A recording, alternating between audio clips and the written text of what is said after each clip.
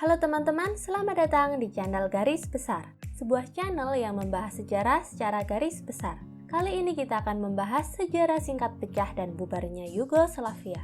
Video ini merupakan lanjutan dari video sebelumnya yang membahas tentang sejarah singkat berdirinya Yugoslavia. Kami sarankan tonton video tersebut terlebih dulu sebelum menonton video ini agar mendapat informasi secara runtut dan lengkap. Sebelum lanjut, subscribe dulu channel ini agar tidak ketinggalan video-video terbaru dari kami. Subscribe kalian akan membantu perkembangan channel ini. Setelah Perang Dunia Kedua, Yugoslavia baru muncul dengan bentuk negara Republik Federasi di bawah pemerintahan Partai Komunis. Yugoslavia baru terdiri dari 6 negara bagian, yaitu Republik Sosialis Slovenia, Republik Sosialis Kroasia, Republik Sosialis Bosnia-Herzegovina, Republik Sosialis Montenegro, Republik Sosialis Makedonia, Republik Sosialis Serbia yang di dalamnya terdapat 2 daerah otonom yaitu Vojvodina dan Kosovo. Setiap negara memiliki perwakilan partai komunis atau yang disebut Liga Komunis. Khusus untuk Republik Sosialis Serbia terdiri dari 3 liga komunis yaitu Liga Komunis Serbia, Liga Komunis Vojvodina, dan Liga Komunis Kosovo. Pembagian wilayah negara bagian tersebut didasarkan pada etnis mayoritas, agama mayoritas, dan sejarah masing-masing daerah. Dasar pembagian wilayah negara bagian tersebut menggambarkan bahwa Yugoslavia merupakan negara yang multi-etnis. Di bawah kepemimpinan sang presiden seumur hidup Josip Broz Tito, negara multietnis ini hidup damai dengan kondisi politik yang relatif stabil. Selain itu, Yugoslavia juga negara dengan tingkat pertumbuhan ekonomi yang bagus. Pada tanggal 4 Mei 1980, Josip Broz Tito menghembuskan nafas terakhirnya. Setelah kematiannya, Yugoslavia mulai diterpa beragam masalah.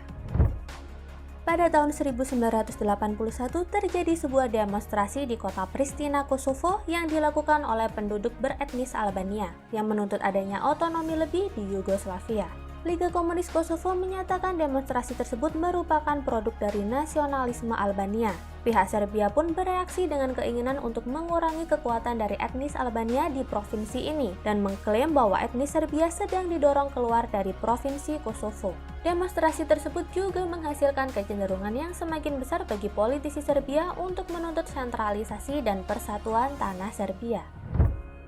Pada tahun 1986, Slobodan Milošević terpilih menjadi ketua Liga Komunis Serbia. Slobodan Milošević dan para pendukungnya merasa tidak senang dengan status otonomi pada provinsi Vojvodina dan Kosovo, karena dia tidak dapat mengendalikan keadaan politik di seluruh Serbia. Oleh karena itu, pada tahun 1988 hingga 1989, terjadilah protes dari pendukung Slobodan Milošević untuk menggulingkan pemerintah provinsi otonomi Serbia, Vojvodina, dan Kosovo, serta pemerintah Republik Sosialis Montenegro, dan menggantinya dengan sekutu Milošević dengan tujuan menciptakan blok suara dominan di Dewan Presidensi Yugoslavia. Protes tersebut dikenal dengan revolusi anti-birokrasi. Pada tahun 1989, Slobodan Milošević terpilih menjadi Presiden Republik Sosialis Serbia. Di tahun yang sama pula, dia mencabut status otonomi di Provinsi Kosovo. Hal tersebut menyebabkan protes dari penduduk Kosovo yang beretnis Albania. Protes dilakukan melalui aksi mogok makan oleh para penambang Kosovo. Sepanjang tahun 1980 hingga 1990-an, perekonomian Yugoslavia mengalami krisis berkelanjutan yang disebabkan oleh banyak hutang negara dan adanya inflasi. Kondisi perekonomian tersebut mengakibatkan merosotnya nilai dinar Yugoslavia terhadap dolar Amerika dan meningkatnya tingkat pengangguran. Pada periode tersebut, pemerintah Yugoslavia mencoba menyelamatkan perekonomian lewat kebijakan penghematan besar-besaran yang terdiri dari pembatasan bahan bakar, di mana setiap mobil hanya mendapat 40 liter bahan bakar per bulan, pembatasan penggunaan mobil setiap hari berdasarkan angka terakhir pada plat nomor, dan sebagainya. Kebijakan tersebut menimbulkan gerakan mogok kerja dan kebencian terhadap para elit komunis yang salah mengelola perekonomian dengan secara ceroboh meminjam uang ke luar negeri. Lemahnya kondisi perekonomian juga berdampak pada kondisi politik saat itu, di mana negara bagian yang tergolong lebih kaya seperti Slovenia dan Kroasia merasa bahwa mereka terlalu banyak membayar uang untuk anggaran federal. Sedangkan Serbia menginginkan Slovenia dan Kroasia membayar lebih untuk membantu anggaran federal.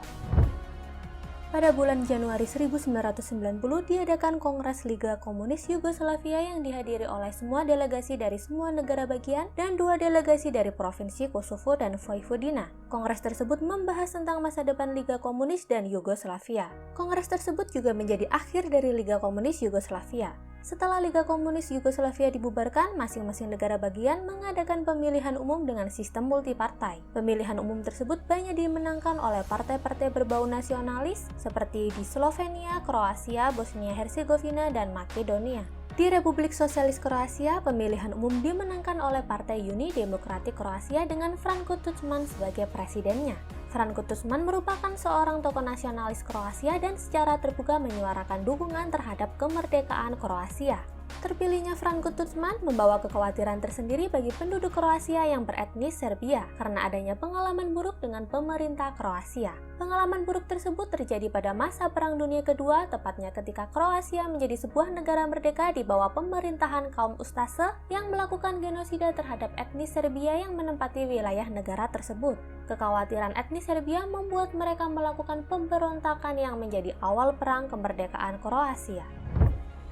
Pada tanggal 25 Juni 1991, Slovenia dan Kroasia mendeklarasikan kemerdekaannya sebagai negara yang sepenuhnya berdaulat terlepas dari Yugoslavia. 2 hari berselang, terjadilah perang antara Slovenia dengan Yugoslavia yang dikenal dengan Perang 10 Hari. Setelah perang berakhir, akhirnya Serbia merelakan kemerdekaan Slovenia di mana penduduknya hampir 90% beretnis Slovens. Kembali ke Kroasia, pemberontakan etnis Serbia menyebabkan mereka membuat daerah otonom Serbia Kranjca dengan tujuan untuk menggabungkan diri dengan Republik Sosialis Serbia. Pemberontakan tersebut menyebabkan perang kemerdekaan Kroasia di mana Kroasia berperang melawan Serbia yang dibantu tentara Yugoslavia.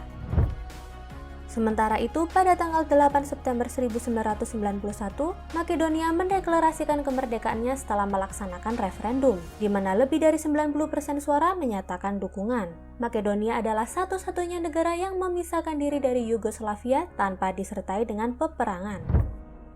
Beralih ke Bosnia-Herzegovina pada tanggal 3 Maret 1992 mendeklarasikan kemerdekaannya setelah mengadakan referendum. Namun hasil referendum tersebut diboikot oleh penduduk beretnis Serbia. Mereka pun mendirikan Republik Srpska sebagai negara yang terpisah dari Bosnia-Herzegovina yang nantinya menginginkan penggabungan dengan Serbia.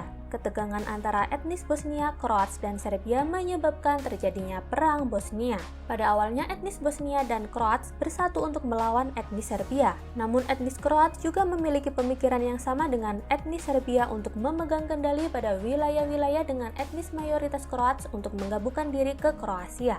Perang Bosnia berlangsung cukup lama hingga melibatkan PBB dan NATO. Pada tanggal 27 April 1992, Republik Federal Sosialis Yugoslavia dibentuk ulang menjadi Republik Federal Yugoslavia dengan konstitusi baru yang terdiri dari Serbia dan Montenegro. Berlakunya konstitusi baru tersebut menandai berakhirnya era komunis di Yugoslavia, bersamaan dengan runtuhnya pengaruh komunis di dunia pada awal 90-an. Serangkaian peperangan tersebut, khususnya Perang Bosnia, berakhir dengan adanya Perjanjian Dayton yang diadakan di Amerika Serikat dan ditandatangani di Paris pada tanggal 14 Desember 1995. Perjanjian tersebut melibatkan pihak Serbia di mana waktu itu masih di bawah nama Yugoslavia, Kroasia, dan Bosnia-Herzegovina. Isi perjanjian tersebut mengenai penghentian peperangan di Bosnia dan pembentukan Republik Bosnia beserta pembagian wilayah dan konstitusinya. Jadi dapat disimpulkan runtuh dan pecahnya Yugoslavia disebabkan oleh kondisi politik dan ekonomi yang tidak stabil, ketegangan antar etnis, munculnya gerakan nasionalisme di negara bagian, dan berakhirnya era komunisme di dunia. Sekian video kali ini, jika ada hal yang kurang tepat mohon dikoreksi di kolom komentar. Like video ini jika dirasa bermanfaat, dan jangan lupa subscribe agar tidak ketinggalan berbagai informasi menarik lainnya. Sampai jumpa pada video selanjutnya.